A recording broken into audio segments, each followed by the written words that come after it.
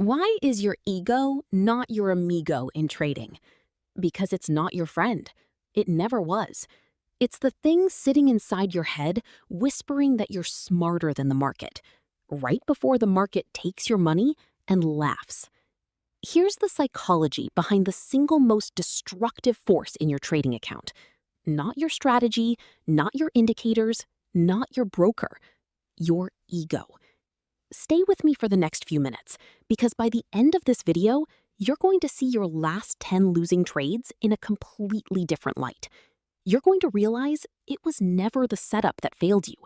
It was you, defending an idea of yourself that was never true to begin with. Let's get into it. Trading is the only game in the world where being right and being profitable are two completely different things. You can be right about the direction and still lose money. You can be wrong about the direction and still walk away in profit. Sounds insane, right? But that's the market. It doesn't care about your opinion. It doesn't care about your analysis. It doesn't care how many hours you spent drawing trend lines at 2 a.m. And that is exactly what the ego cannot accept. Because the ego was built for a different world. A world of survival. A world where being right meant staying alive, and being wrong meant getting left behind by the tribe. Your brain doesn't know the difference between a bad trade and a bear attack. It reacts the same way. Cortisol floods your system. Your amygdala takes control. And suddenly, you're not trading anymore. You're defending your identity. That's the trap. And it's time we talk about it honestly. Point number 1. Your ego needs to be right. The market needs you to be flexible. Think about the last time you were in a losing trade and refused to close it. Be honest with yourself right now. What was really happening in that moment? It wasn't analysis. It wasn't your stop-loss strategy. It was your ego, standing in front of the exit door, arms crossed, saying, "No, we are not admitting this was wrong." Psychologists call this the sunk cost fallacy. The more pain you've already taken, the harder it becomes to walk away, because walking away means admitting the pain was for nothing. So instead of cutting the loss small, you let it grow. You watch it double. You watch it triple. Not because you don't know better. You know exactly better. But knowing and doing are controlled by two completely different parts of the brain. The prefrontal cortex knows the rules. It read the books, it watched the YouTube videos, it nodded along to every piece of advice about cutting losses early. But the amygdala, the ego's home base, doesn't care about rules. It cares about protecting your self-image, and admitting a loss feels, biologically, like admitting weakness, like losing status, like losing value. This is why professional traders don't actually trade differently because they have a better strategy than you. 9 times out of 10, their edge is barely different from yours. What's different is this. They've made peace with being wrong. They've separated their identity from their positions. A loss is not a verdict on who they are. It's just data. You want your edge back? Start there. Every time you're in a trade and you feel that tightness in your chest, that refusal to just close it, ask yourself one question. Am I protecting my capital right now, or am I protecting my ego? 9 times out of 10, you already know the answer. Point number 2. Revenge trading is not a strategy. It's a tantrum. You've done it. I've done it. Every trader who has ever opened a platform has done it. You take a loss, and instead of stepping away, instead of breathing, instead of letting the emotions settle, you open another trade immediately. Bigger size this time, less analysis this time. Because somewhere inside you, there's a part that says, I need to win this back, right now. That's not strategy. That's a 5-year-old throwing a tantrum because the world didn't go their way. Here's the psychology. When your ego takes a hit, it doesn't want healing. It wants revenge. It wants to prove immediately that the last outcome was a fluke. This is called ego depletion, and it's one of the most studied concepts in behavioral psychology. After a loss, your self-control resources are drained. You have less capacity to make rational decisions, less patience, less discipline. And yet, this is precisely the moment most traders choose to take their biggest risk of the day. Think about how backwards that is. The moment you are psychologically weakest is the moment you decide to bet the most. Professional risk managers know this. It's why serious trading firms have daily loss limits that are non-negotiable, enforced by systems, not willpower, because they know willpower fails exactly when you need it most. They don't trust the trader's ego to make the right call after a loss. They remove the choice entirely. You need to become your own risk manager, not the version of you that just lost money and wants blood, the version of you from this morning. Calm, clear, rational. That version needs to set the rules that the wounded version isn't allowed to break. Because here's the truth nobody tells you. Revenge trades rarely win back the loss. They usually double it, and then triple it. Not because the market is against you, because you stopped trading the chart and started trading your wounded pride. Point number 3. Overconfidence after a win is more dangerous than fear after a loss. This one surprises people. We spend so much time talking about fear of loss, fear of missing out, but almost nobody talks about the danger of winning. Here's what happens psychologically after a string of green trades. Dopamine floods your brain. You start to feel invincible. Your risk perception literally changes. Studies on gambling behavior show that after a win, people underestimate the odds of losing on the next bet. It's called the hot hand fallacy, the false belief that recent success predicts future success, even in situations that are largely random or independent. Your ego takes those winning trades and builds a story. I figured it out.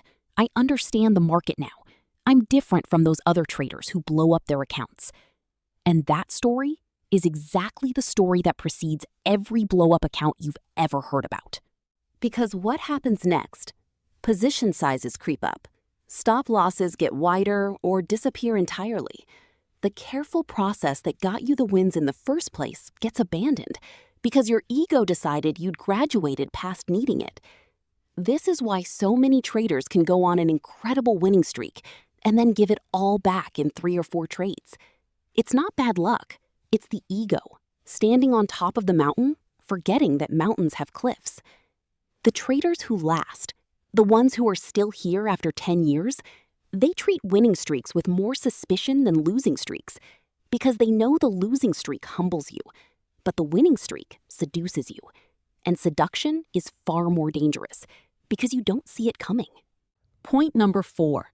Your need for validation is quietly controlling your trades. Let's go somewhere a little deeper here.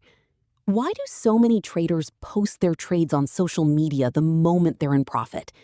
Why does it feel so good to screenshot a green candle and share it with the world? Because trading, for a lot of people, secretly became about proving something.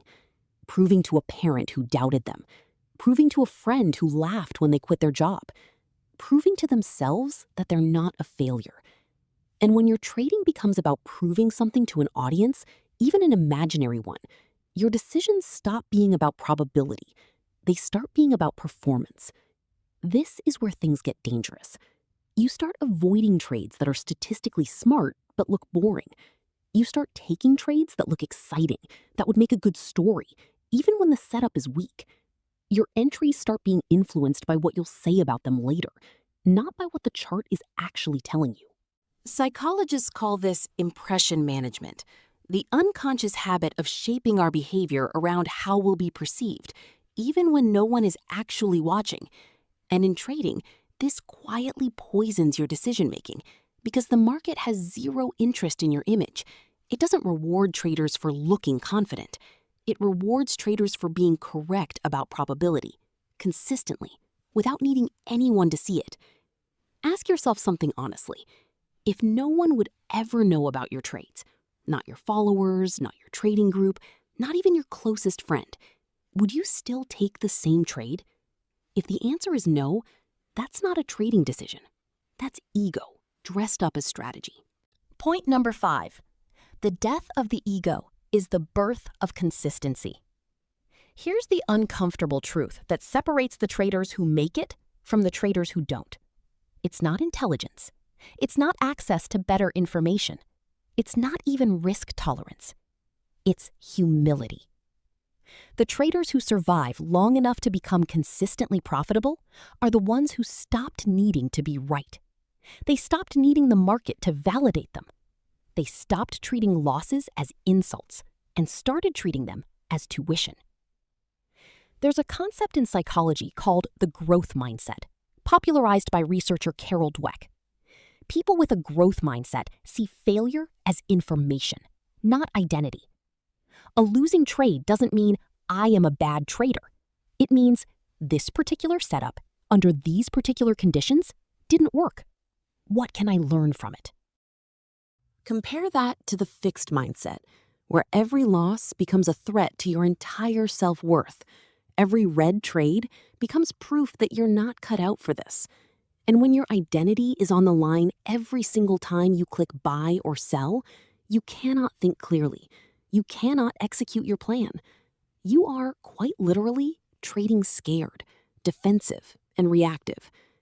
The traders who build wealth in this game are the ones who made their ego small enough to fit inside their trading plan, instead of trying to make the market fit inside their ego. They stop trying to be a genius. They start trying to be consistent. And consistency, not brilliance, is what actually compounds.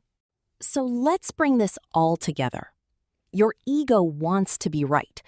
The market rewards flexibility. Your ego wants revenge. Discipline requires patience. Your ego gets drunk on winning streaks. Wisdom stays sober through them. Your ego craves validation. Real edge is built in silence, where no one is watching and it doesn't matter. And your ego resists the very humility that would actually make you profitable. This is why so many intelligent, hardworking people fail in trading, while some quiet, unremarkable person with an average strategy but total emotional control ends up building real wealth. It was never about who understood the charts better. It was about who understood themselves better. So here's your homework. The next time you're in a trade and you feel that tightness in your chest, that voice telling you to hold on, to add more, to prove something, pause just for 10 seconds and ask yourself the only question that actually matters. Is this decision protecting my account, or is it protecting my ego? Because your ego is not your amigo. It never bought you a winning trade. It never grew your account. It only ever cost you money dressed up as confidence. The traders who make it aren't the ones with the biggest ego. They're the ones who learned to quiet it, who learned to separate who they are from what the market says about their last trade, who understood that losing a trade is not the same as losing yourself. That's the real edge. Not a secret indicator, not a hidden strategy. Just you, finally getting out of your own way. If this hit home for you today, that probably means some part of this video described a trade you took last week, maybe last night. And that's okay. Every trader watching this has lived at least one of these 5 points, probably all 5. The difference between the traders who stay stuck and the traders who break through isn't talent, it's awareness. You just built a little more of it in the last few minutes. If you want more of this, more of the psychology behind why we really trade the way we trade, subscribe to The Inner Edge. This channel exists for exactly this reason, to help you master the game inside your head, so you can finally master the game on the chart. Because the chart was never really the hard part. You were. See you in the next one.